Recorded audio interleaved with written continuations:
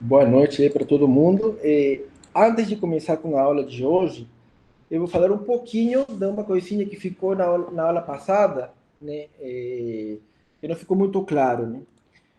No final do exercício que eu deixei, eu pedia para comparar os modelos, né? E até coloquei no Google Class, né?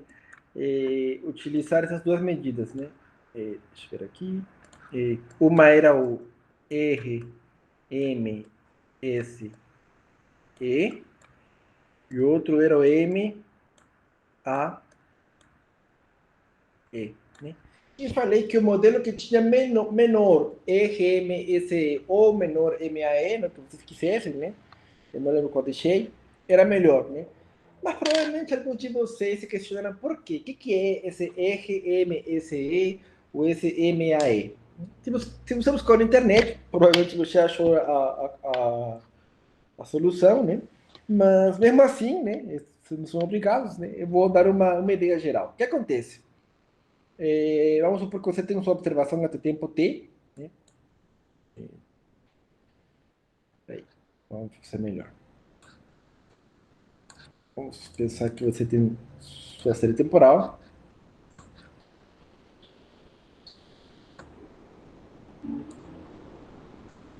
E nesse pontinho aqui, é o YT. Tá bom?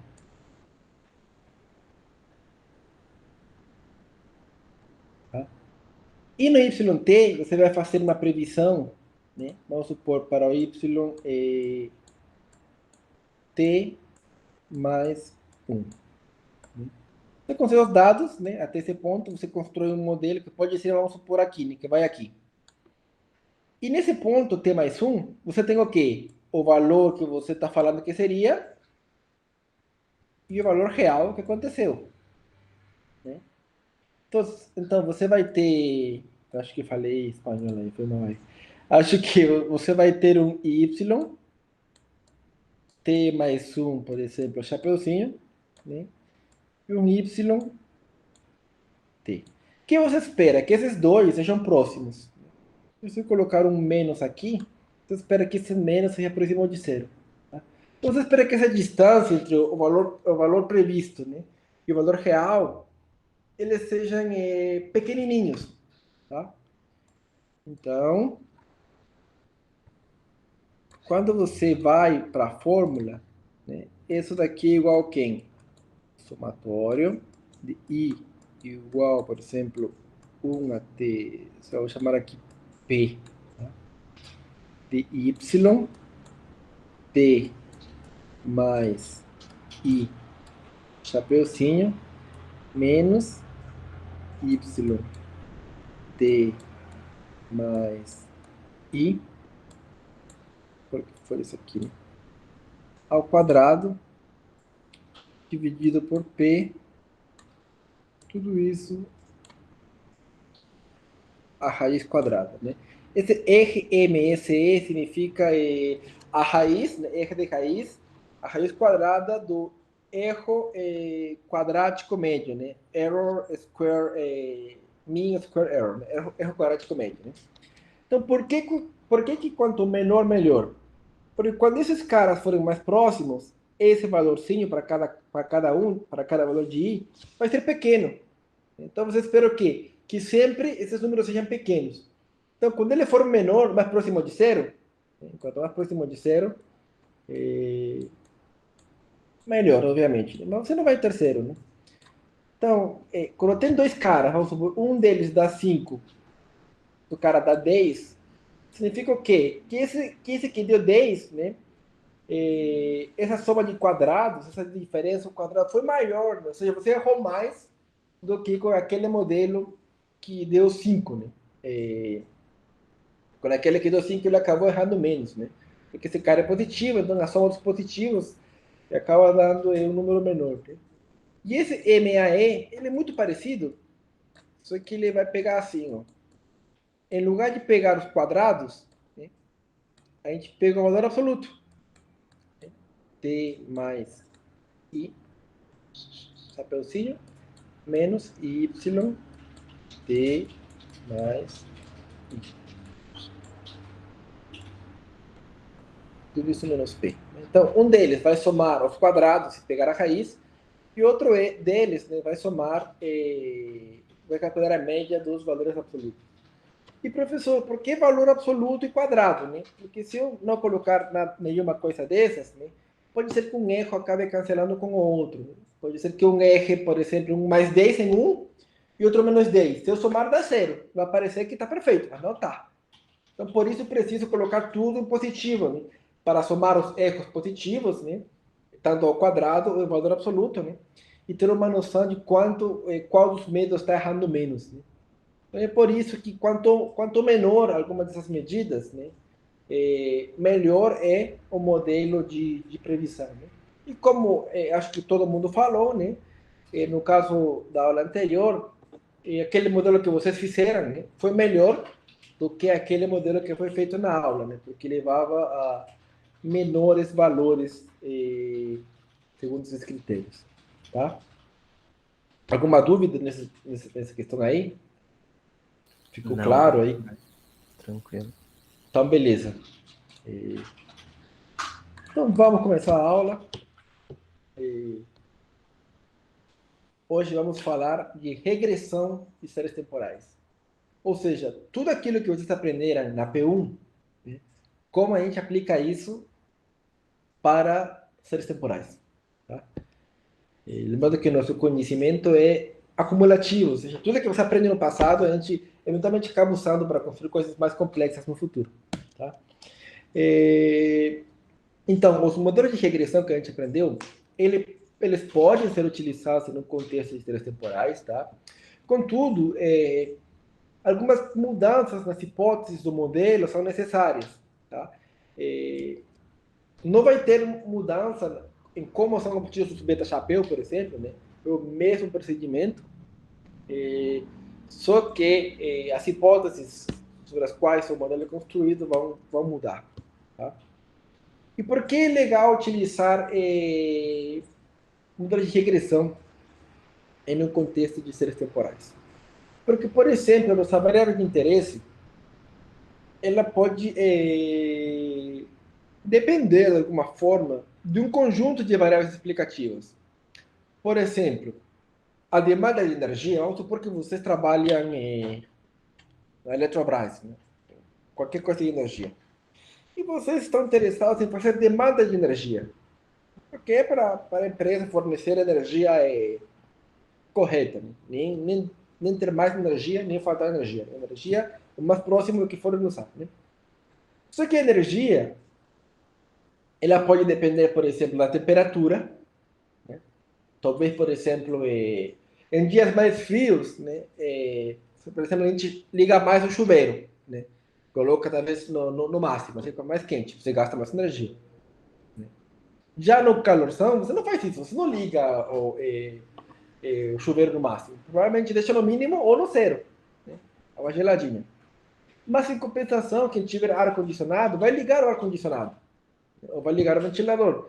Então, a demanda de energia vai mudar em função da temperatura. Né?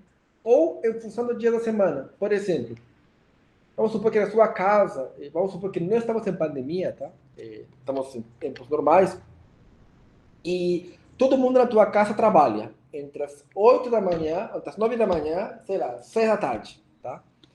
Então, nesse horário, que não tem ninguém em casa,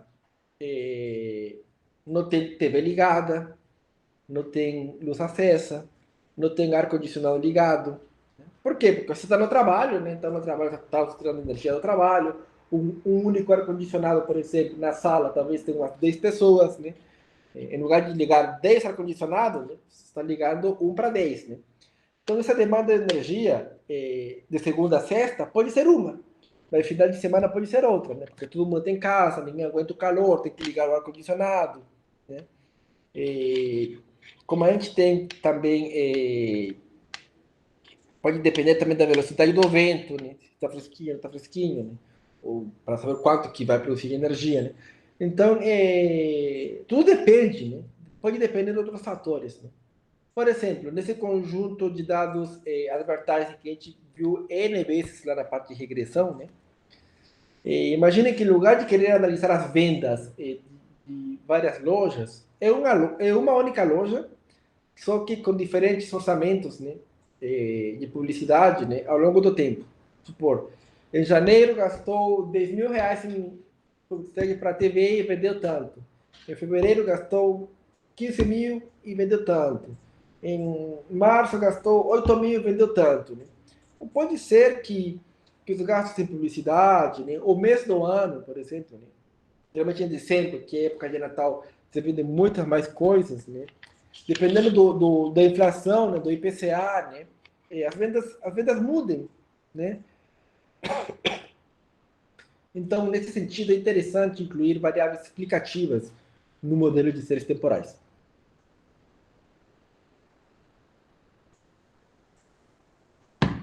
Tá? Não significa que você sempre vai encontrar variáveis que expliquem a tua série, tá? Mas é uma opção. Se você encontrar, maravilha. Se não encontrar, vai ser o quê? E embora a função LM, que vocês já conhecem, possa ser utilizada, tá? A gente vai continuar usando esse formato que apresentei nas últimas aulas para explorar um pouco mais a parte de séries temporais, né, para utilizar as funções que fazem diagnóstico do modelo, os gráficos bonitinhos. Então, eu vou continuar utilizando essa mesma sintaxe do R que a gente tem visto nas últimas aulas. Tá? Então, dito isso, o que a gente faz em análise de regressão? Eu vou pegar o conjunto de dados, chama US Change, que é do pacote FPP3, né, que é o livro que estou seguindo. E esse conjunto de dados, ele contém dados trimestrais sobre a variação percentual nas despesas de consumo, a variação percentual na renda, a variação percentual na produção industrial, a variação percentual na poupança e mudança na taxa de desemprego dos Estados Unidos entre 1970 até 2019. Você tem um monte de variáveis. Eu vou carregar os pacotes, né? Vou dar um glimpse aí nos dados. Você vê que a variável quarter ele já está como quarter, né? K, Q, T, R, e está aqui, né? Primeiro trimestre, segundo trimestre, terceiro trimestre, quarto trimestre. Daí pula para 1971, primeiro trimestre, segundo, e assim vai. E tem todas as variações, né, porcentagem aí de diferentes variáveis, né? Então, beleza. Eu quero criar um modelo. Então, eu quero criar um modelo, né, que seja da forma, por exemplo, explicar o consumo, a variação do consumo, em função da renda, né? Do que a pessoa está recebendo. É um modelo simples. Né? Beta 0 mais beta 1 é renda mais U. Tá? E, obviamente, ambos estão em variação percentual. Então, beleza, né? Para fazer isso, o que eu faço? Né? Eu continuo utilizando essa estrutura de dados que a gente está aprendendo, né? E escolho meu conjunto de dados, pipe, né? E então eu vou fazer um modelo, né? E dessa vez eu vou pegar, né, TSLM. TSLM significa o quê? Time Series Linear Model. Né? É um modelo linear para séries temporais. Né? Que seria o equivalente ao nosso LM. E a forma como eu coloco os dados aqui é igualzinho do que o LM. Né? Variável dependente, que é o consumo, e a independente, que é a renda. Né? E se eu quero ver, por exemplo, os beta chapéu, né? Dou um pipe e coloco um report. Report aqui é o equivalente ao nosso summary na primeira parte da matéria. Então vocês veem aqui, né? Quero explicar consumo e renda, né? A variável significativa, né? Mas o requadrado deu 0,1429, tá? A gente vai ver mais para frente, quando trabalhamos com séries temporais, com alguns tipos de séries temporais, não é bom olhar para o requadrado, tá? Mas pelo menos temos um modelinho aí, um primeiro modelinho, né? Para tentar explicar o consumo em função da renda. Né? Então, beleza. Se você quiser fazer um gráfico de todas as variáveis, né? tem essa função GG pairs, né, do pacote ggali ou ggali, né, onde como meu conjunto de dados tem 6 colunas, né, se eu botar aqui, temos uma, duas, três, quatro, cinco, seis, né? Eu quero ver as correlações desses caras, né? Dos 5 últimos, né? Então, eu tiro a primeira, que simplesmente é o índice temporal, né? Faço da segunda até a sexta, né? Aí eu vou ter como se fosse um gráfico unindo ali as pontinhas do histograma aqui na diagonal para cada uma delas. Eu vou ter os gráficos de dispersão de uma variável com a outra, né? E aqui em cima eu vou ter a correlação mesmo entre essas variáveis, né? Por exemplo, consumo, né? Você vê que tem tem correlação com todas as variáveis, né? Com desemprego, com poupança, com produção, né? Com renda, né? Então você pensa, olha, pode ser que faça sentido tentar explicar, né? Ao longo do tempo, esse consumo com essas outras variáveis também. Também tenho uma ideia das outras variáveis, né?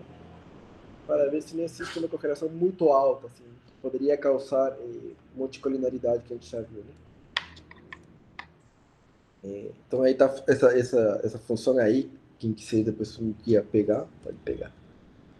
Professor, o meu tá dando erro nesse código. Ele tá falando que não existe pacote G. Isso. Tem que instalar. Você tem que instalar esse GG. Olha aqui. Deixa eu Beleza. abrir meu R aí. Doutor, o que que essa função ela faz aqueles gráficos ali, né, que você falou? Sim. E aí o que que a gente olha no gráfico? Desculpa, eu estava digitando aqui. Deixa eu ver. Você vê, por exemplo, as correlações. Se existe uma correlação da variável dependente que consumo com as outras, né? Esse, Uhum. pelo gráfico não fica muito claro, você pode olhar aqui em cima, né, que é a correlação, né? Ó, 0,38, 0,52, né? É uma correlação considerável, né? Então faria sentido talvez você incluir essas variáveis no teu modelo. Tá? E, deixa eu abrir aqui um. Pronto. E eu vou copiar os códigos aqui.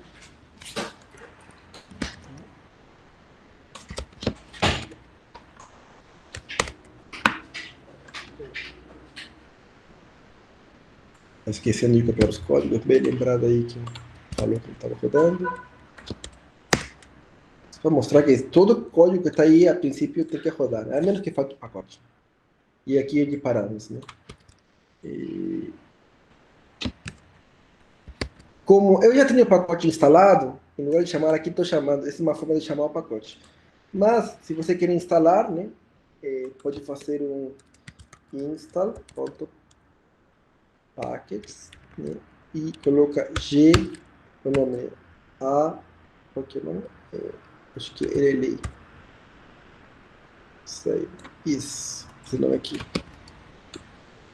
Você instala e depois que instala você carrega.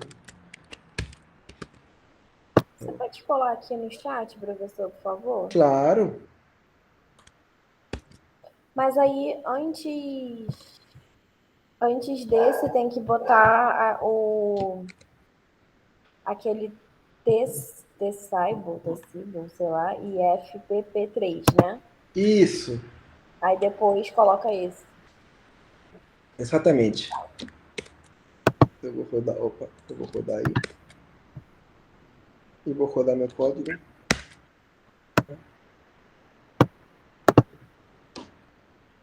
Agora demora um pouquinho para fazer o código aí. Quanto maior aquele númerozinho ali de correlação, é melhor para o modelo, provavelmente, né? Isso. E meu R deu um problema de memória aí. Então vou ter que reiniciar.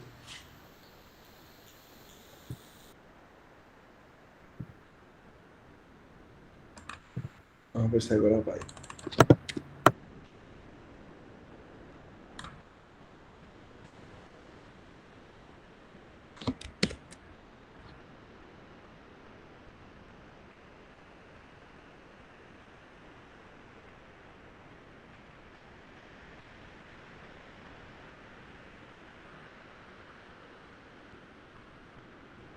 Se ele não travar de novo, ufa, agora foi. Só para falar que ele travou, né? Às vezes quando o teu computador não tem memória suficiente, você tem muita coisa aberta, assim, o eje, para falar, não tem memória, extrair a memória e dá esse bug aí, tá? Mas bom, esse é o gráfico que eu notei lá, né? E a correlação é aqui, você vê a correlação de consumo, né, com as outras variáveis, né? Elas são altas, né? Assim, não são próximas de zero, né? São diferentes de zero. Né? Então, provavelmente eles te ajudem em alguma coisa para teu modelo, tá? Então, a gente vai incluir essas variáveis, né? Que são produção, poupança e desemprego. A gente vai fazer um modelinho, vai pedir, olha, todas as variáveis, né? Menos desemprego, né? Pelo menos uns 5% de significância, né? Elas são significativas. Né? E o R quadrado que estava em 0,14 foi para 0,76. Né? Beleza, um modelo de regressão normal que nem você fez. Né? Professor, para mim só não ficou muito claro o que é o TSLM. O TSLM é o nome do modelo, né? Que é Time Series Linear Model. Né? Assim como nós outros tínhamos, por exemplo, S-Naive, ou Naive, né? Ou RW, temos o modelo TSLM, que é para séries temporais.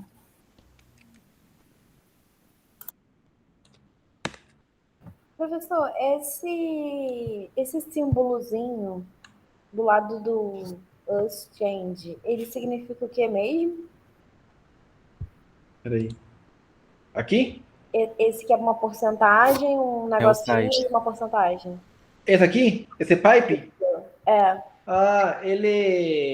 O que ele faz é interpretar a função assim, não? Pega conjunto de dados US Change e então faz um modelo, né? O modelo TSLM, né? Isso aqui.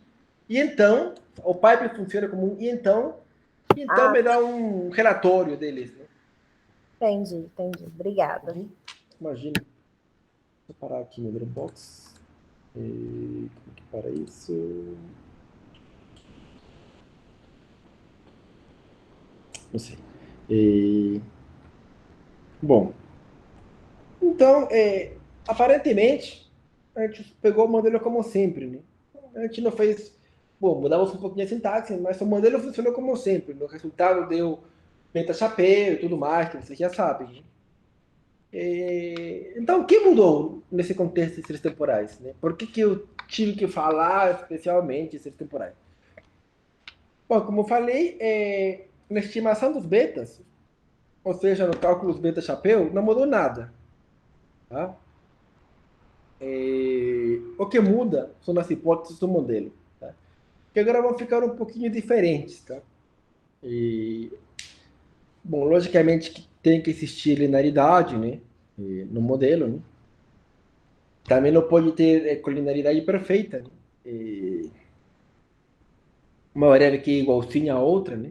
E lógico que nenhuma das variáveis tem que ser independente. Né? Porque nenhuma independente é constante. Porque se é constante, né, não tem variabilidade, vai modelar o quê? A gente modela a partir da variabilidade. Né? Se não tem variabilidade, a gente não tem o que modelar. O que muda são as últimas hipóteses. Né? Que em lugar de simplesmente falar que o valor esperado de UT é zero, né, vai ser o valor esperado dado x. Né? E a variância também dado x. A correlação, por exemplo, a gente está falando que a correlação no tempo t, no tempo s, ele é zero, né? Os erros não devem ser correlacionados. Lembre-se que queremos, no final das contas, que aquele U, aquele que sobra, seja aleatório, né? Então, um com o outro não tem que ser correlacionado, né? E os erros são independentes. Então, são algumas parecidas, né? Com aquele que a gente já viu, só que tem umas pequeninhas aí variações, tá? Mas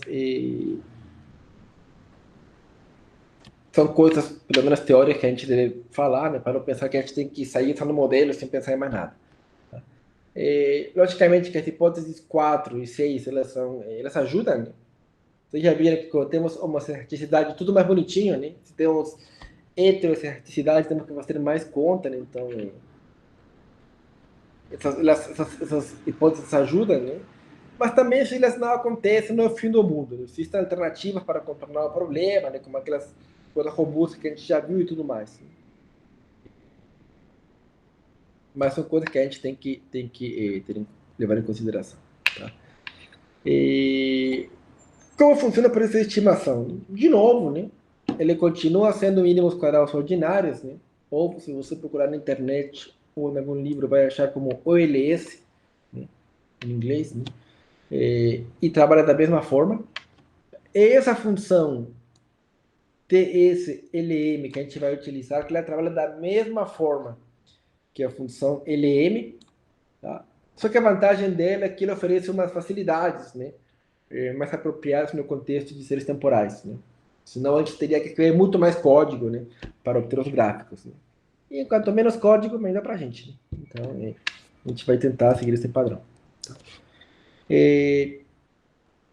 Então, vamos voltar aí. Lembre-se que eu sempre posso colocar um nome aqui, o nome que eu quiser. Eu coloquei TSLM em minúscula, né? Então, vocês poderiam colocar, sei lá, modelo Eduardo, modelo Mariano, o nome que vocês quiserem. Né? É simplesmente para a gente identificar depois, se rodarmos vários modelos, né? Porque a gente consegue colocar vários modelos, né? A gente já viu, aliás. Né? Só para identificar qual modelo que é, né? Vai ter um nome. Se queremos o summary do modelo, é simplesmente dar um report modelo, né? Ou dar um pipe report, tanto faz. Se quisermos os coeficientes, é dar coef modelo, né? E agora, se quisermos saber quão bem os valores ajustados, né, os Y chapéu, acompanham os valores observados, o que a gente vai fazer? Né? A gente vai voltar a pegar essa funçãozinha aqui, né, que a gente viu na aula anterior, porque ela dá para a gente quem? Ela dá os valores estimados, né, os resíduos e os resíduos de inovação. Né? E são esses resíduos de inovação que nos ajudam a ver se o modelo serve para alguma coisa ou não, no fundo. Então, se eu pegar esse aumento aqui do modelo, eu tenho a variável y, consumo, hein? Tenho o y chapeuzinho, os residuais e os residuais de inovação. Que no caso, como eu não fiz nenhuma transformação no y, é a mesma coisa.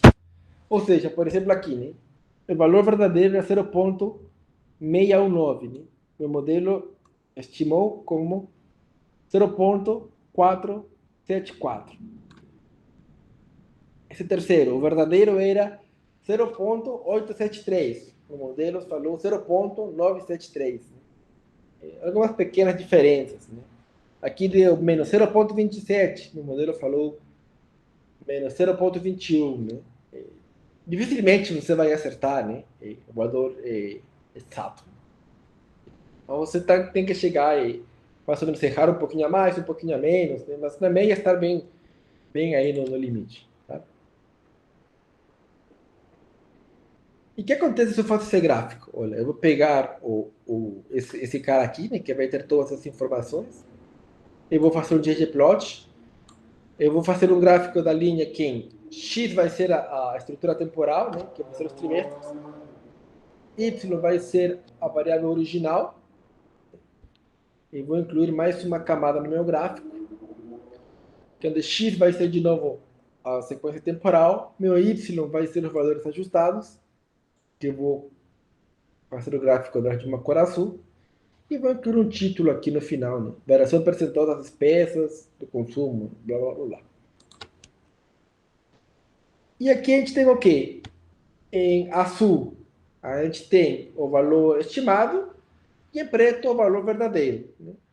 Aparentemente, né, não parece que aconteceu nenhuma coisa muito ruim. Né? Parece que o modelo capturou relativamente bem, né, a dinâmica dos dados. Né? Mas já vimos que às vezes parece que captura bem, né? Mas não captura nem tão bem assim. Tá? E isso daqui é uma coisa que vocês têm que levar em consideração, que vocês sabem que agora que todo mundo consegue escrever na internet, basicamente, né? você vai encontrar muitas pessoas falando, nossa, eu fiz um modelo muito bom para prever o preço do Bitcoin. Né? Fiz um modelo muito bom para... E coloca num gráfico assim, né? E quem não sabe, né, que nunca estudou, fala, nossa, o cara é, nossa, um gênio, ele funciona perfeito, né? Mas a gente já sabe que a gente não avalia através desse gráfico, né? E se o modelo é bom ou não. A gente tem que fazer um diagnóstico do modelo, né? Para ver se o modelo de fato captura a dinâmica dos dados ou não, né? E infelizmente o que mais tem gráficos assim que parecem bons, mas que podem nem ser tão bons assim. Tá? Então, muito cuidado. Tá? Então, vamos avaliar o Professor, modelo. Sim, você pode mandar o código desses gráficos aí, por favor? claro.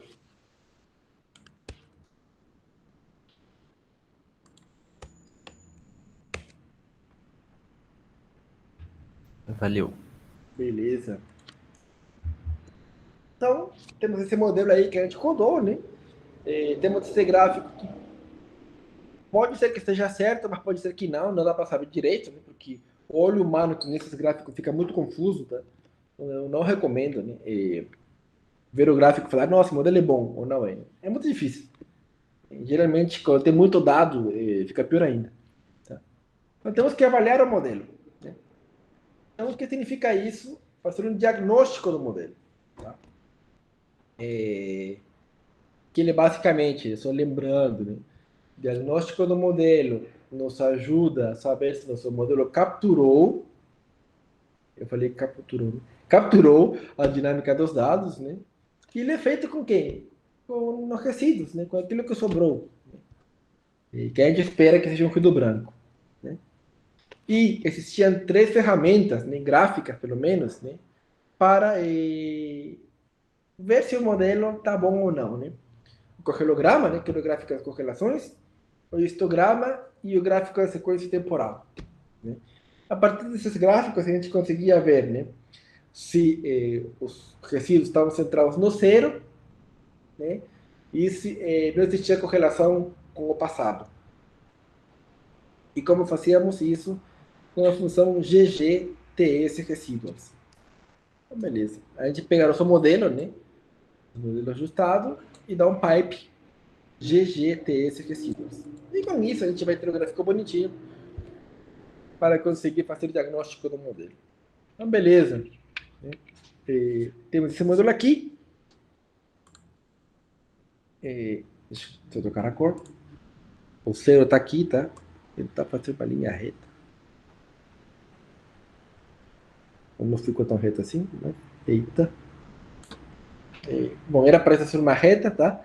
Mas você vê que pelo menos tem coisas acima e abaixo de zero, né? Mas está em torno de zero. Aqui no histograma, o zero está por aqui.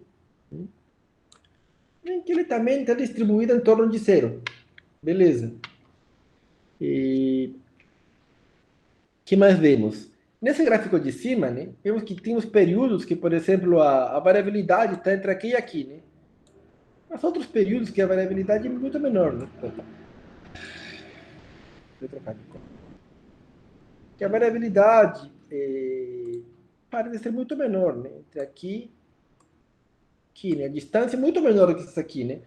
Então, putz, será que isso está falando para a gente que pode ter uma heterocerticidade aí? Porque, afinal, se fossem homocedásticos, a variação sempre deveria estar no mesmo nível, né? Parece que no meio a variação é bem menor, né? Então, a gente já fica esperto. E outra coisa aqui, que aqui tem um cara que eles ajuda a banda, né? Mas ele está no ponto 7. Né? Quer dizer, ponto 7. Geralmente a gente olha para números que fazem sentido. Né? Em dados trimestrais, será que ponto 7 faz sentido? Se fosse no 4, né, daria para entender que repete de ano no ponto 7, eu não tenho certeza. Pode ser que isso que saiu aí seja por causa da aleatoriedade, não sei. Tá? Mas parece que temos uma heterocerticidade, pelo menos. Então, no gráfico, não dá para ver quase nada. Né? A gente fica com muitas dúvidas. A gente sabe o quê? Né? O único que a gente sabe é o seguinte: o resíduo se distribui em torno de zero, né? Existem períodos onde são mais dispersos do que resíduos, outros menos dispersos, né? Então pode indicar, né, uma falta de uma certicidade. E tem uma correlação fora das bandas.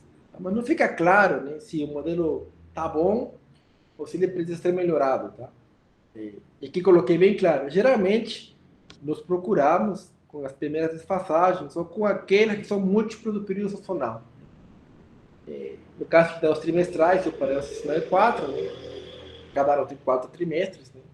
Você esperaria que observar alguma coisa no primeiro, no segundo, né? No quarto, no oitavo. Né? Mas aqui aconteceu no sétimo, então eu fiquei na dúvida.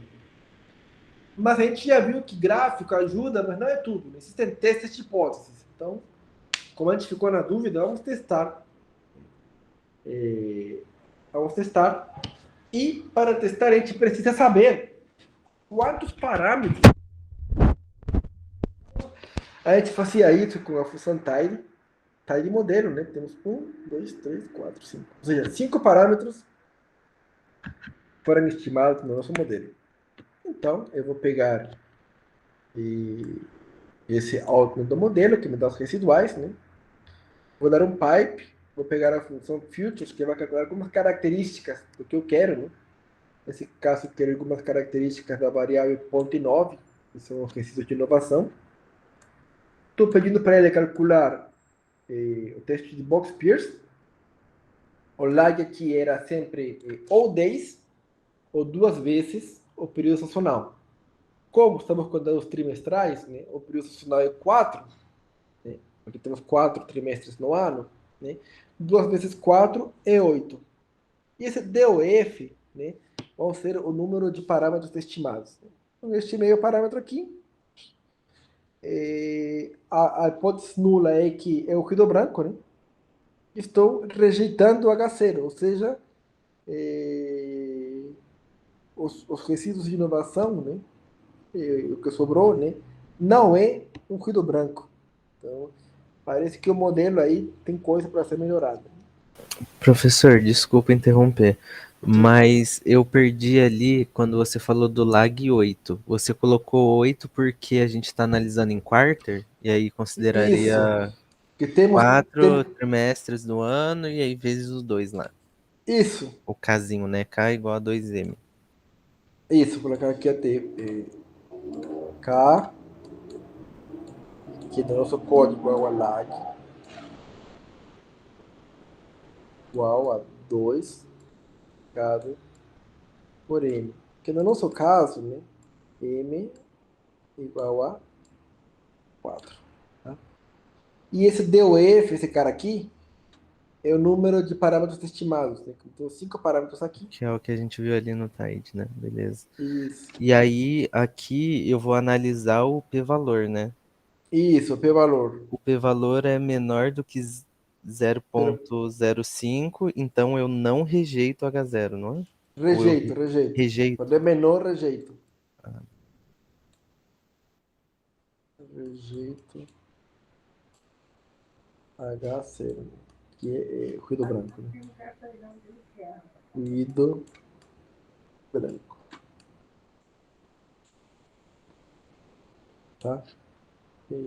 Só que Box-Pierce não foi o único teste. Box-Pierce não foi o único teste que a gente aprendeu, né? Vocês aprenderam vários outros, na verdade mais um, que é o Lunchbox. Então, podemos fazer antes também. disso, Sim, você não tinha feito, por exemplo, na outra aula, também análise por esse BP underline stat, que você calculava lá você fazia algum cálculo que você também usava esse BP stat para comparação também.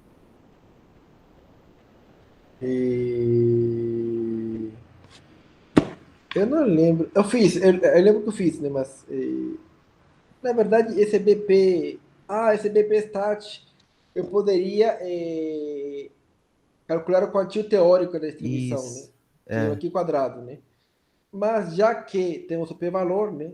Geralmente, quando a gente tem o p-valor, a gente já não faz a conta, né? Só olha para o p-valor para saber se é menor do que alfa ou não. Tá? Mas você poderia também, vamos supor que você faz na mão, não tem um programa pronto, você calcula esse 16,5, você compararia com o quantio daqui quadrado apropriado. Mas eu sugiro dar uma olhada direto no p-valor. E fica bem mais Show. fácil. Bom saber, valeu. Bom, além do teste Box-Pierce, temos o teste Lunchbox, né? Que é uma modificação sim aí do anterior, né? Só que também dá p-valor menor do que 0,05, então a gente rejeita. Quer dizer que nosso modelo não passou pelo diagnóstico. Que pena. Ou seja, esse gráfico que parecia lindo e maravilhoso não era tão lindo e maravilhoso assim. Né? Professor, desculpa, o meu computador reiniciou e eu perdi uma parte da sua explicação. Por ele ser menor que 0,05, o modelo não tá bom, Isso, porque a gente está. Deixa eu colocar aqui. porque a gente rejeitou no caso. Isso, queremos. Mas isso é porque ele foi menor do que 0,05 nos dois modelos, ou só se fosse em um já não seria bom? Se fosse em um, você já desconfia. Tá? Então, eles sempre vão se acompanhar, né? O Box Pierce e o Junk Box, sei lá. Assim, geralmente, se você calcula isso aqui, é suficiente. Tá? Mas eu calculo os dois, porque às vezes, dependendo, por exemplo, você está lendo um relatório de alguém, né? Pode ser que alguém não fez esse teste e fez esse outro, né?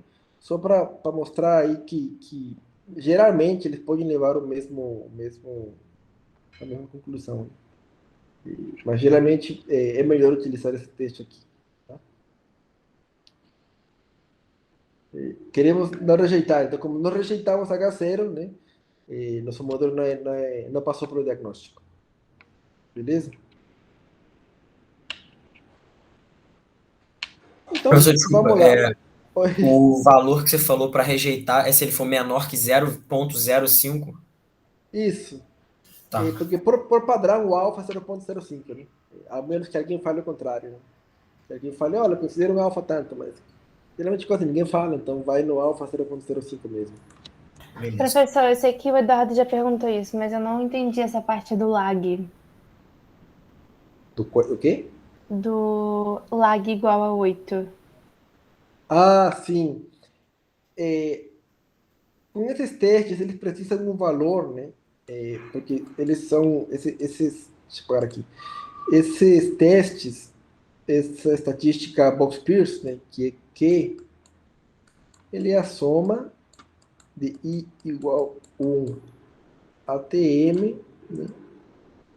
De correlação, né? E acho que é uma coisa assim, né? A gente precisa ser M, né? Definir, a gente que vai dar esse valor de M. Por padrão, a gente pega ou 10, né? Quando os dados não são sancionais. E quando tem um padrão sancional, né? Que faz sentido nos quartos, nos trimestres, né? Ou pega M igual a 2 vezes K, né? Onde K é o período sancional. No nosso caso, o período sancional era 4, né? Porque são trimestres, né? O período se repete em cada ano, né?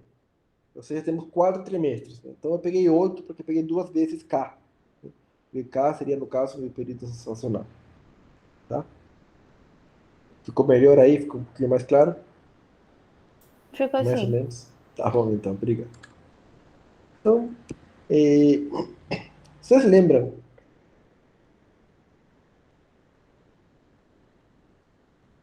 Vocês lembram que quando trabalhávamos com modelo de regressão, né? A gente fazia o gráfico dos resíduos com cada uma das variáveis explicativas, né? Lá no finalzinho do modelo, né? Para quê, né?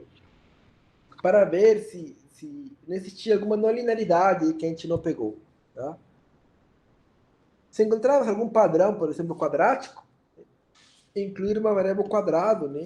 Poderia melhorar o modelo, né? Se não encontrarmos nenhum padrão, né? Se ficar tudo assim, com cara de aleatório, a gente não há nada que possa ser feito com essa variável. Né? A gente esgotou as possibilidades. A gente também poderia fazer um gráfico dos resíduos versus variáveis que estão na nossa base de dados, mas que não foram incluídas no modelo. Né? Para ver, né, se essa variável poderia ajudar em alguma coisa. Né? Se tinha algum padrão, poderíamos incluir. Se não tinha padrão, a gente não incluía porque não tinha nada a ser feito. Né? Isso continua sendo válido, tá? E lógico, né? Sempre podemos fazer um gráfico dos resíduos dentro dos valores ajustados, né? Para ver não linearidades, uma heterocerticidade e tudo mais, né? Isso também continua sendo válido, tá? Então eu fiz um gráfico, tá? Para ver os resíduos de inovação, né? Com cada uma das variáveis independentes, né? Na primeira a gente não vê nenhum padrão de nada, né? Na segunda, não sei. Eu não vejo nada, mas talvez você não poderia ver. Porque isso aí, gráfico é muito. Se você está pensando em uma coisa, né? Assim, no geral, eu não observo nada assim, que chame minha atenção, como para falar, nossa, eu esqueci de fazer isso. Né? E, bom, posso também fazer o gráfico, né? Da inovação com valores ajustados. E também não observo nada, né? Nada que chame minha atenção, como para pensar em heterocerticidade, né? Nada muito forte. Né? Quem quiser ver os códigos, né?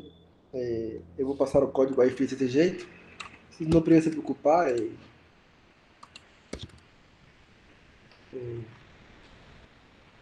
Podem fazer aí podem copiar o código, tá?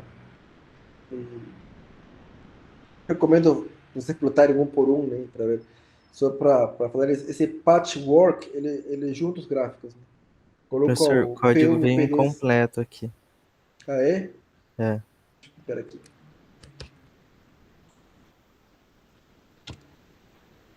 Acho que foi completo de novo. Eu Eu vou acho que ele copiar tá do muito P4, grande. vou copiar do P4 até baixo. Pronto. Agora foi. Valeu. Beleza. Mas o importante é vocês verem que não aconteceu nada muito esquisitão. Tá? Então, beleza. Agora, um tema muito importante que tem que ter muito cuidado quando você trabalha com regressão em séries temporais é um problema que chama regressão espúria. Tá? Por isso que eu falei, cuidado, olha aqui, cuidado quando fizer regressões no contexto de séries temporais. Tá? O que é espúrio? Espúrio é falso, vamos falar assim, uma descoberta falsa, mais ou menos assim. Tá? Você pode colocar aí na internet significado espúrio, mais ou menos vai mostrar uma coisa falsa. Tá? Quando trabalhamos com séries temporais, a maioria das vezes as séries são não estacionárias. Lembra que eu falei na segunda aula alguns conceitos básicos, estacionário, não estacionário e tudo mais, né? O que significa que são não estacionários? Que os valores da série, eles não flutuam ao redor de uma meia constante, né? Por exemplo, o preço de ação, né? Você vê que se você observar para vários trechos diferentes, né? Se você, na sua imaginação, pensar numa média, a média vai mudando. Né? A média não é constante. E se constante não muda. Né? É, e a variabilidade também, às vezes, varia né, ao longo do tempo. Períodos onde varia mais, onde varia menos. Né? Então, quando temos séries não estacionárias, tá? É muito comum cometer o erro de fazer regressões espúrias. Tá? Eu coloquei aqui a definição de estacionário para quem não está lembrado, tá? E o que vão causar essas não estacionalidades nas séries, né? Eles vão criar esse efeito que a gente está chamando de regressão espúria, né? E vai acontecer que vai ter um R quadrado super alto, que você vai achar o cara que trabalha com dados, falar, nossa, meu R quadrado é quase um, eu sou bambambam, tá? Você vai ter betas significativos, tá? Vai parecer que o teu modelo está perfeitinho, mas na verdade esse modelo vai ser uma descoberta falsa, uma descoberta espúria. E o que significa isso na prática? Tá? É o seguinte, eu vou pegar dois conjuntos de dados, aos passageiros da Austrália, tá? E o arroz na Guiné, tá? A produção de arroz na Guiné e os passageiros na Austrália. Tá? Ambos do pacote FPP3. Né? Logicamente que na nossa cabeça, né, uma série não tem relação com a outra. E só para deixar claro, né, aos air passengers, eles têm os passageiros, tem milhões, né, na Austrália, né, de voos, né, passagens aéreas, né. E outro conjunto de dados tem a produção anual em milhões de toneladas na Guiné. Logicamente que nenhum de vocês, né, falaria, olha, se você aumenta a produção na Guiné de arroz, vai aumentar o número de viagens à Austrália. Ninguém vai falar isso. Né? Não faz sentido nenhum isso. Né? E se eu ploto as duas séries, né? Eu tenho os passageiros da Austrália, né? Vou fazer um gráfico de sequência, né? Você vê que ele está crescendo, né? Como está crescendo, né? Você vê que a média não é constante, né? É só fazer, dividir tua série aqui, daqui para cá, daqui para cá, daqui para cá. Traça, a média aqui vai ser aqui, a média aqui vai ser por aqui, a média aqui vai ser por aqui, a média aqui vai ser... A média não é constante. Nem no outro gráfico. E, aliás, digamos os casos, parece que tem um crescimento meio que assim, uma curva, né? Não é uma curvinha, né? Vamos assim, né? Vocês acreditariam que se eu rodar um modelo, a gente vai encontrar um absurdo? Tá? Olha aqui. Vamos supor que eu não sei nada de regressão espúria. Eu nem sei o nome das variáveis, vocês vão rodar no modelo. Tá? Aí eu vou pegar o modelo, né? Esse left joint aqui, ele vai juntar as duas variáveis, os dois bancos de dados, né? Em função do ano. Tá? Tem os passageiros por ano, tem a produção por ano, ele vai juntar e vai ter duas colunas. Né?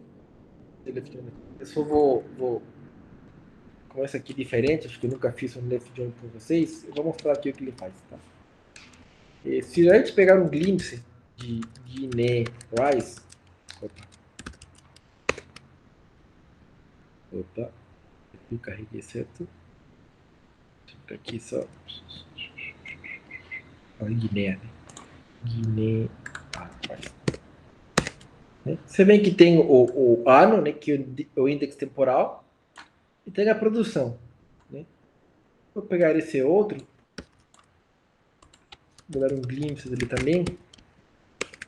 E também tem o ano e o número de passageiros. Ou seja, os dois têm o ano, o mesmo índice, né? O ano. O que eu vou fazer é juntar essas duas bases de dados em uma única tabela, né? Que ambos sejam indexados pela mesma variável ano. Né? E como eu faço isso com esse left joint? Né? Para vocês verem aqui o que eu estou fazendo.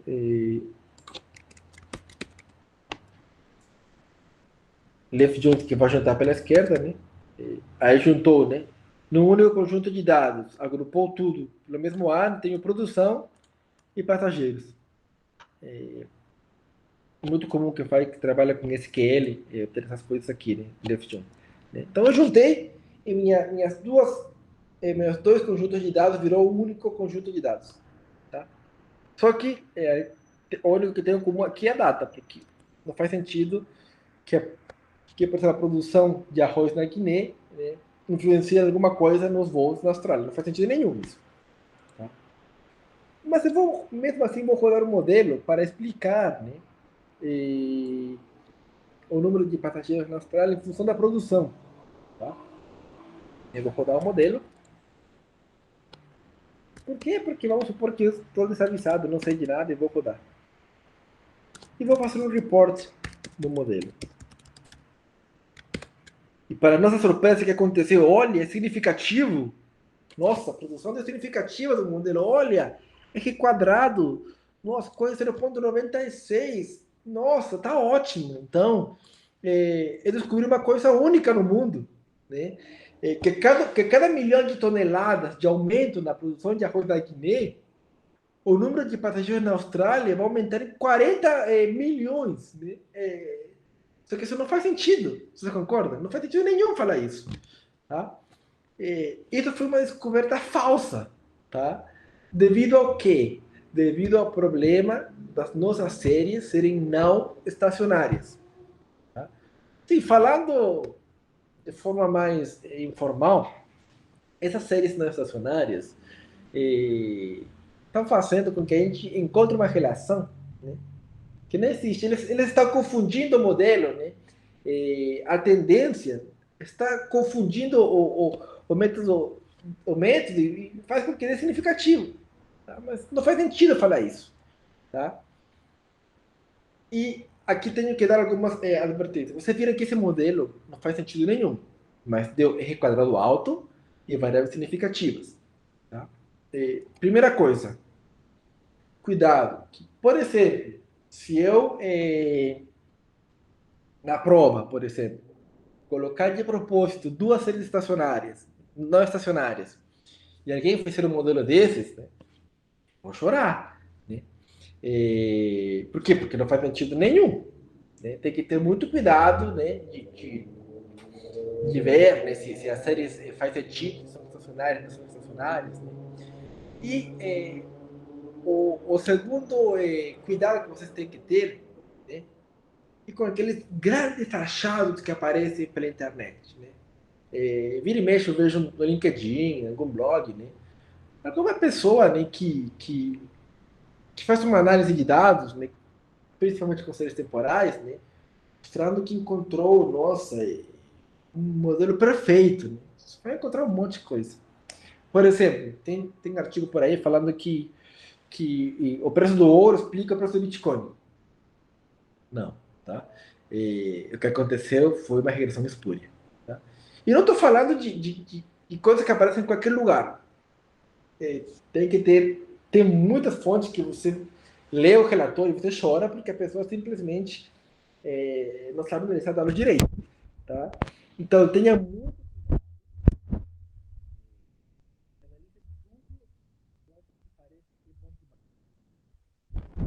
Aparece por aí, né? Não sei, em algum lugar que você está lendo e está trabalhando com séries temporais, encontra um modelo muito bom, tá? Desconfia, tá? Provavelmente essa regressão foi espúria. Tá? Então, beleza. Ficou claro aí qual que é a desgraça, né, dessa regressão espúria. Né? Você vai encontrar uma coisa que não faz sentido nenhum. Tá? Mas aí você pergunta, mas como eu sei? Eu fiz uma regressão, eu vou fazer uma regressão nas 3 temporais. Como eu vou saber se é espúria, professor? Bom, se você utiliza séries não estacionárias, tá? Se você teve um R quadrado bem alto e seus resíduos são autocorrelacionados, tá? Se a resposta for sim, então é bem provável que você esteja fazendo uma regressão espúria. Tá? E, por exemplo, nesse modelo que a gente rodou do arroz e da, da, do arroz e do número de voz, olha o que acontece aqui. Ó. O primeiro cara tem uma correlação alta. O que dizer aqui? Ó, esses dois correlacionados, R quadrado foi alto e a série não estacionária. Ou seja, era uma regressão espúria. Tá? E muito cuidado. Tá? Então, assim, você faz, né, você pode até fazer um seu código, né, mas você tem que analisar depois para ver se fez alguma coisa que fazia sentido ou não. Tá? Aqui Professor, você ia ver, sim, o que que é série não estacionária mesmo? aqui, ó. Se é uma série estacionária, se a média é constante, se a variância for constante, a correlação só depende de H. De forma gráfica, né? Se tem tendência, não é estacionária. Você não quer uma série que tenha tendência. Se tem tendência, é não estacionária. E isso vai te levar, bem provável, a uma regressão espúria. Tá? Tá, então a série não estacionária que leva a uma regressão espúria. Provavelmente vai te levar a isso, sim. Provavelmente. Tá. Sim. Então, quando você vê tendência, a gente tem que pensar muito de fazer um modelinho de regressão assim, simples e bonitinho. Tá? Então, beleza. Mas como eu sei, né, se a série que estou utilizando é não estacionária, né? E foi a pergunta exatamente que você fez, né? A primeira é, se tem tendência, então não é estacionária. Meu fone está acabando a bateria, só um minutinho.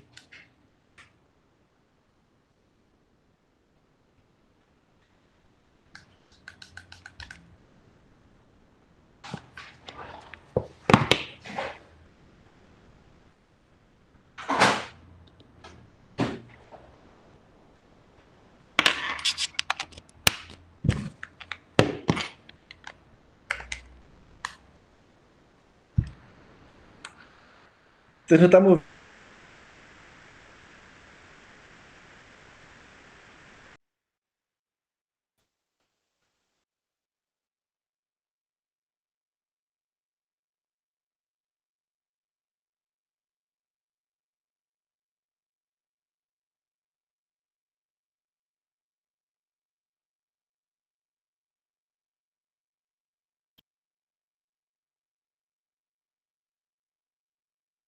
Eu não te ouço não, professor.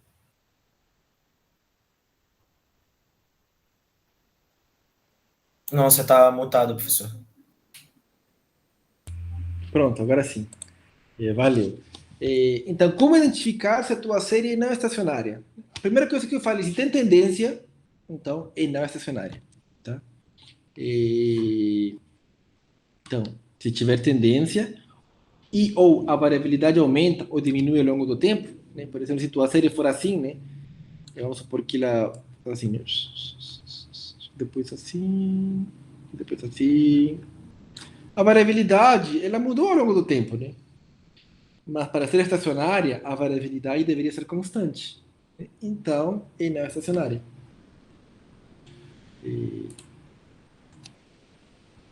Por exemplo, essa daqui, você vê que a média, né, se você pega diferentes pedacinhos da série, por exemplo, aqui, e aqui, e aqui, e aqui, se você pega a média, né, em cada um desses pedacinhos, né, praticamente é a mesma.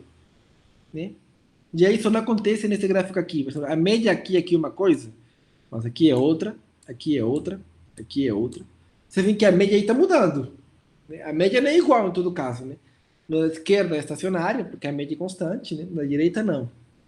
A variabilidade, por exemplo, em ambos os casos, né? Aqui parece meio que constante a variabilidade. Né? Tem um pouquinho que não é, mas a princípio parece tudo constante. Né? Aqui fica mais difícil de ver, né? Mas se você pegar por pedacinhos, né? Esse pedacinho aqui, a variabilidade aqui, ó. Depois esse pedacinho aqui, ó. Fica a variabilidade, ela não mudou tanto assim. Ela está mudando a média, mas as variabilidades, elas estão quase iguais, tá? Mas como a média, basta que uma condição não satisfaça, você já fala que a série não é estacionária. Só que eu consigo pegar isso porque eu tenho experiência já, né? É muito mais difícil para quem está aprendendo olhar e falar, putz, estacionário não é estacionário. É muito difícil. E mesmo para quem tem experiência também é difícil. Tá? Então tem outra forma de verificar. Tá? Como visualmente não sempre é fácil, como nesse caso, isso aqui não é estacionária, mas às vezes você fica na dúvida, né? A gente pode fazer um gráfico, tá, da função da autocorrelação. Aqui embaixo, aqui, ó. Se as autocorrelações forem significativas, se elas caem devagar, tá? Até fez esse filme uma tartaruga para você lembrar que é devagar, né? A série é não estacionária. Ou seja, se você ver essa cara aqui, quando você fizer um gráfico de autocorrelação da tua série, é não estacionária. Tá? Você pode pegar uma série de preços de ação, você vai ver, por exemplo, que é não estacionária. Tá? Então, se isso acontecer, né, você vai ter que ter mais cuidado na hora de fazer seu modelo de regressão. Significa que você não pode utilizar regressão? Não. Significa que você tem que ter cuidado na hora de utilizar. Tá? Então, vamos supor, tá, que você está analisando uma série se elas são não estacionárias. E agora, o que você faz? Você sabe que como são não estacionárias, provavelmente, quando você faça uma regressão, você vai ter uma regressão espúria. Você não quer isso. Tá? Mas tem uma solução. tá? Deixa eu ver se... Professor, que fórmula que você usou para fazer aquele correlograma? Eu utilizo a fórmula ACF, desculpa. ACF. Deixa eu ver aqui, ó. Eu peguei ACF, deixa eu ver se funciona aqui. Vamos ver que nem arroz, né? E aqui é production, por exemplo. Olha aqui, ó. Tem vários significativos, né? Demorou para cair também. Né? E outro que é air pass, deixa eu ver isso aqui. E aí, quando cai assim, é que é não estacionária. Isso. E aí, como que ficaria o gráfico de uma que é estacionária? Deveria ficar, tipo, mais certinho assim, mais igual? Sim, ou, por exemplo, deixa eu ver aqui se ele funciona aqui. Acho que assim. Aqui ficou estacionário. Você vê que tem pode sair o primeiro, mas geralmente está tudo dentro. Pode ter um pouquinho para fora alguns, né? Mas não tem essa queda devagar, né? Qualquer coisa que é diferente dessa queda devagar, você vai identificar como estacionário ou não estacionário. Então, você está analisando sua série, ela não é estacionária e você quer chorar, né? Mas tem solução, tá? E em alguns casos, a solução é bem simples, tá? Então, o que a gente vai fazer? A gente vai incluir um termo de tendência, né, no modelo de regressão. Professor, Sim. você pode voltar ali onde você fez a CF aos Air Passenger? Isso. É... Esse aqui. Não. Aquela outra que estava ali era de qual? Esse aqui é... Eu apliquei a série da produção de arroz e diferenciei. Ou seja, fiz um menos o outro. Né? Esse diff faz um menos o outro. Né? E essa daí, de fato, é uma transformação que você faz para transformar uma série não estacionária em estacionária. Tá? E isso é uma transformação sim. Entendi. Valeu.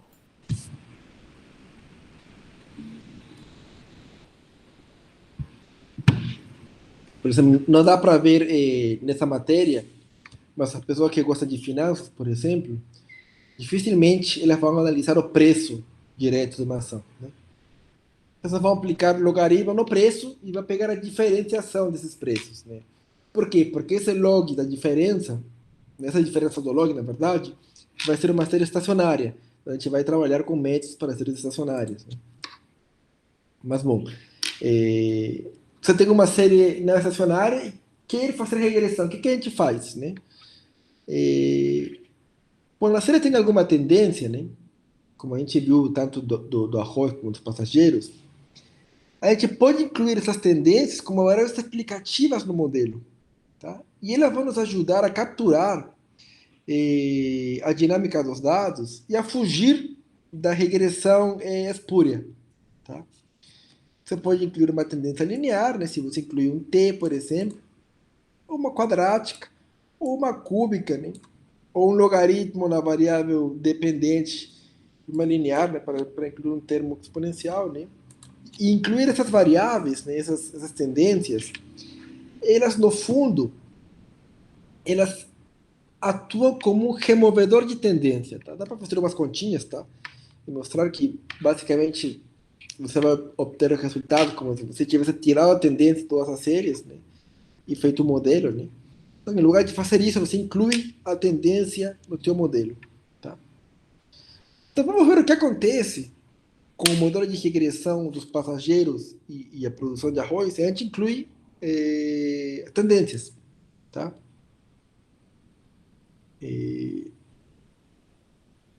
Bom, se a gente voltar no slide 21, tá? A tendência parecia ser um pouco mais de segundo grau. Né? Vamos para 21. Ó, tá vendo? Não é tanto uma reta, né? Parece mais uma curva aqui, né? também uma curva, né? Mais do que uma reta. Tá? Então eu vou incluir essa reta, essa curva aí no meu modelinho. Então, para fazer isso, eu vou utilizar uma função que vai entrar dentro desse TSLM, que é a função trend. Trend em inglês é tendência. E vai incluir ele vai criar uma variável t, né, ao longo do tempo, né? 1, 2, 3, 4 até o final, né? Então, ponho aqui meu modelo, né? Eu vou fazer a regressão de passageiros versus produção, né? E vou incluir a tendência, né? Um t e um t ao quadrado no meu modelo. Tá? E o que acontece? A variável produção, que aparentemente era significativa, né? Eu tinha descoberto uma mágica aí, né? Que se aumentar a produção de arroz, eu aumentar o número de passageiros, essa significância sumiu, né? Por quê? Porque ao incluir esses termos aqui, eu removi essas tendências. Então, quando eu removi as tendências, a gente vê que uma variável não está ajudando a explicar a outra, né? Que a produção não ajuda a explicar o número de passageiros, né? O que faz muito mais sentido, né? Contudo, o R quadrado continua sendo alto. Por quê? Porque quando a gente trabalha com os três temporais não estacionárias, a gente não deve olhar para o R quadrado, tá? Você vai olhar para o diagnóstico do modelo e tudo mais, mas você não vai olhar para o R quadrado. Geralmente, quando a gente trabalha com os três temporais, a gente não olha para o R quadrado. Tá? Então, a variável de produção não é mais estatisticamente significativa. Ao remover o efeito da tendência, a variável produção de arroz da Guiné não ajuda mais a explicar, né, o número de passageiros. Né? O que é bem mais fácil de entender, né, do que pensar que a produção da Guiné ajudaria de alguma forma, né, a aumentar o número de passageiros. Né? E quando você faz de residuals, né, ainda tem aí quando você faz o diagnóstico do modelo, né, ainda que tem um carinha, né, que ficou um pouquinho de fora, né. Você pode falar, professor, mas é muito pouquinho, né, eu não sei, né. Você poderia fazer um teste, né, mas o importante aqui é ver que se você quer trabalhar com modelos de regressão com séries não estacionárias, você tem que incluir tendências, né, a linear, quadrática, cúbica, né, dependendo da forma que tiver, né. Para que essas variáveis elas acabem removendo o efeito da tendência, tá? Eu não vou falar sobre o requadrado, tá? Mas quem tiver muito interesse em saber como você utiliza o requadrado para avaliar modelos avaliar modelos em séries temporais, vocês podem ver esse artigo aqui, tá? Quem quiser, eu tenho uma cópia do artigo, então posso mandar para vocês. Mas basicamente esse Goldrich aqui faz todo um estudo, né, falando como fazer, né, algumas transformações, né, para você obter uma nova versão do requadrado, né, que seja interpretável quando você trabalha com séries temporais. Tá? Agora você pode se perguntar, putz, beleza, eu já sei como identificar uma série não estacionária, né? Se for não estacionária, eu posso incluir no modelo, mas tenho que ter alguns cuidados, né? Mas como eu vou saber no final das contas se eu vou incluir uma tendência temporal no modelo? Simples. Se alguma das variáveis, né, seja dependente, ou seja o y, ou o x, né, independente, apresentar alguma tendência, né, a gente pode incluir t, ou t quadrado, ou t ao cubo, é uma boa ideia. Porque eles vão remover o efeito da tendência, que é aquilo que a gente quer. Se quando você inclui essa tendência, tá, esse termo da tendência foi estatisticamente significativo e os resultados mudaram de forma substancial, né, como no caso anterior, né, que antes, por exemplo, a produção de arroz era significativa e agora não é, né, se isso acontece, você tem que incluir mesmo, tá, essas variáveis temporais, tá, essas variáveis de tendência. E o que acontece se essa tendência não for incluída? Então, você não vai remover o efeito da tendência e você pode encontrar relações espúrias, ou seja, grandes achados que na verdade são falsos, né?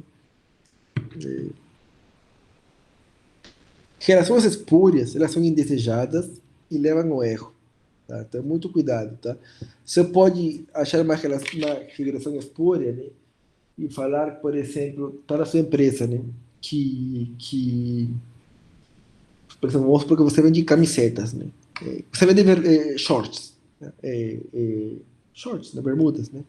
É, e você encontra uma relação, né? Que quanto mais vende sorvete, né? Você vai, a mais venda de sorvete, né? Vai influenciar na venda das bermudas, né? Então você fala isso, né? Vamos supor que outra pessoa também não tem noção de nada, né? Que toma as decisões, né? Fala, então beleza, vamos vender sorvete também, vamos ajudar as pessoas que vendem sorvete para aumentar. Não, não tem nada a ver, né? Provavelmente o que está acontecendo aí é o seguinte, né? Que quando a temperatura aumenta, né? As pessoas o que fazem? Tomam sorvete, né? E quando a temperatura aumenta, você para de usar calça e usa bermuda, né? Então tem um fator por trás, né? Que de fato está explicando os dois caras, né? Pode ser que isso aconteça, né? Então, para evitar que você tenha essas relações sem sentido, você tem que incluir essas tendências temporais no modelo, né? Para tentar não ter regressões espúrias. E para finalizar a aula de hoje, que faltam, acho que são 10 minutinhos, assim como eu incluí tendências, existem outros regressores importantes que podem ajudar em contexto de séries temporais, tá? Por exemplo, incluir variáveis dummy sazonal, né? Por exemplo, né? Vamos supor que temos segunda, terça, quarta, quinta, sexta, sábado, domingo, segunda, né? Como temos 7 categorias, né? Que é uma categoria para cada dia da semana, vamos ter 6 variáveis dummy, né? A primeira vai ser 1, por exemplo, para a segunda, e 0 caso contrário. A segunda variável vai ser 1 para a terça, e 0 caso contrário.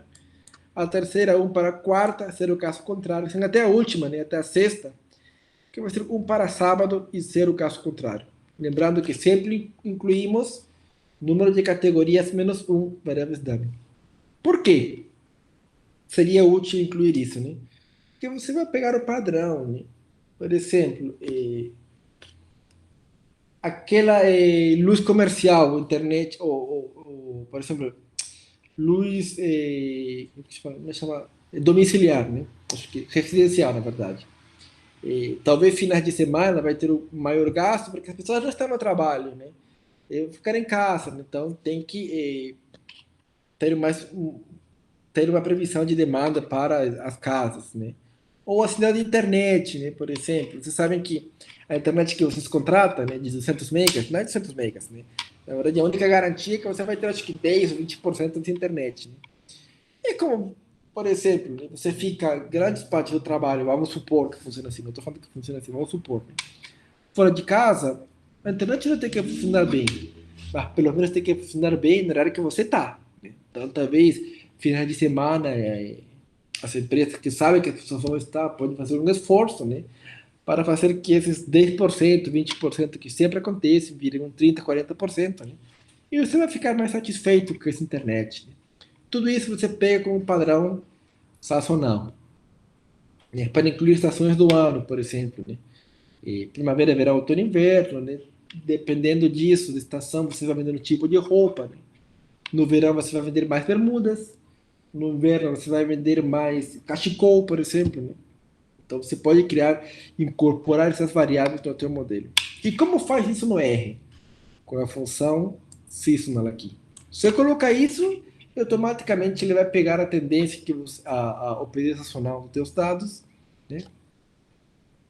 Por exemplo, nesse conjunto aqui, house production, né? Eu vou pegar a produção de cerveja na Austrália. Você vê que se repete, né? Tem um padrão sazonal aí, né? São dados trimestrais de novo, né? Então não é provável que o período sazonal seja 4, né? Então eu vou incluir um modelo que inclua uma tendência, né? Por quê? Porque eu estou vendo aqui, assim, não sei se vocês perceberam aqui, se eu traçar uma reta aí que dá um pouquinho inclinada, né? É um período sazonal, né? Eu vou incluir uma tendência, então, e vou incluir 3 variáveis dummy, né? Para o segundo trimestre, terceiro trimestre e quarto trimestre. Eu vou fazer isso. Como eu vou fazer isso? Eu vou pegar meus dados, não estou filtrando os dados a partir de 92, porque como eu sempre digo, tem que ficar bonitinho. Né? E eu vou aplicar a cerveja em função da tendência linear e do período sazonal. Quando eu coloco isso daqui, automaticamente o R vai criar as dummies necessárias. Né? Por exemplo, aqui criou 2, 3 e 4. Né? O segundo trimestre, terceiro trimestre e quarto trimestre. E todas são significativas. Então, a produção de cerveja, né, tem uma tendência que está caindo, né? E depende muito também do período do ano, né? Não sei, mas talvez quando for mais calor, as pessoas compram mais cerveja, então precisa produzir mais cerveja. Pode ser uma explicação, por exemplo. Mas são variáveis, né? Que você consegue incluir de forma fácil, né? Tendência, sazonalidade. E vocês veem, se eu fazer o gráfico, de novo, está aqui o código, tá? Da série original e o valor ajustado, que é o vermelho, aparentemente está bonitinho, né? Mas, de novo, né? A gente não pode confiar nesse gráfico, porque no seu olho não se engana. A gente tem que fazer um diagnóstico aí do modelo. A gente faz esse diagnóstico, parece que tudo está na meia zero, está tranquilo. Aqui também está no zero. E aqui tem um carinha um pouquinho que saiu, né? A gente deveria analisar, né, se ele saiu mesmo, né? Ou não. Talvez como está um pouquinho de fora, a gente poderia tentar mais alguma coisa, incluir mais outra variável. Não sei, né? Além disso daí sazonal, a gente pode incluir outras variáveis dummy, né? Por exemplo, eu sei que todo mundo já deve ter percebido, né, que a demanda por compras na internet era uma coisa antes da pandemia e outra coisa depois da pandemia. A gente pode incluir uma variável dummy, por exemplo, né, para dividir o tempo antes do Covid e depois do Covid. Por quê? Porque a dinâmica mudou. Então, essa variável dummy vai te ajudar a explicar melhor o modelo. Ou, por exemplo, né, antes do período Bolsonaro e depois do período Bolsonaro, né? Se você quiser analisar alguma coisa, né? Ou, sei lá, por exemplo, colocar uma dummy quando for períodos de um governo mais de direita ou mais de esquerda, né? E quando não foi, né? Para tentar explicar algumas coisas, né? Antes e depois do ataque terrorista às Torres Gêmeas, né? Pode ser também, né? E tudo isso. Né? Outra coisa que pode ajudar, dias de negociação, por exemplo. Se você está analisando o volume de vendas mensal, né? Um mês que tem mais dias, né? Você vai ter mais vendas, né? Por exemplo, comparar as vendas de agosto e as vendas de fevereiro, né? Fevereiro tem menos dias, né? Então ela vai sair da desvantagem. Né? Então, calcular a média, né? Seja uma opção interessante, tá? Mas isso daqui só estou colocando aí para vocês terem um conhecimento, tá? O principal da aula de hoje é a tendência e sazonalidade. E uma parte que a gente vê muito na parte do modelo Sarima, tá? Que eu acho que a gente não vai conseguir chegar, mas é incluir variáveis defasadas. Né? Por exemplo, será que a temperatura de hoje, né, tem alguma relação com a temperatura de ontem? Claro que tem. Né? Então a gente coloca essa temperatura de ontem no modelo, né? Coloca a variável defasada e roda na regressãozinha, né? E ajuda também a explicar alguma coisa. Tá? E Páscoa e tudo mais. Tá? Então, qual que é o exercício que você tem que trabalhar? Tá? A gente vai pegar de novo esse conjunto de dados da temperatura. Tá? E esse código ajuda a importar, né, os dados. E você vai construir um modelo para prever a temperatura que inclua a tendência e a componente estacional. Tá? Então, vai ser um gráfico. Todos os códigos estão aqui no slide. Você até coloquei aqui quais slides você tem que ver, né? Um gráfico dos valores observados versus os valores estimados, né? E fazer um diagnóstico, né? Para ver se nosso modelo capturou ou não a dinâmica dos dados, né? E eu vou postar no Google, claro, você tem que fazer isso até aproximar a aula, valendo também um ponto para a prova, tá? E você vai ter que rever a aula de novo e tentar fazer o exercício, tá? E bom, quem quiser dar uma caprichada aí na matéria, tem essas referências aqui, beleza? Professor, o que Oi. você quer que a gente coloque aí nesse... que você capturou a dinâmica dos dados, o que você quer que a gente bote nisso? É isso, né? Fazer o diagnóstico do modelo, né? Você deveria ficar tudo centrado no zero, não tem nada fora das bandas, né? Se tudo está dentro das bandas, se está tudo na meia série, tudo bonitinho, então ele capturou a dinâmica dos dados. Se tem alguma coisa saindo das bandas e tudo mais, ele não capturou a dinâmica dos dados. Ah, tá, beleza, valeu. Então, beleza, galera. Hoje a gente foi até o finalzinho da aula. Eu vou parar a gravação.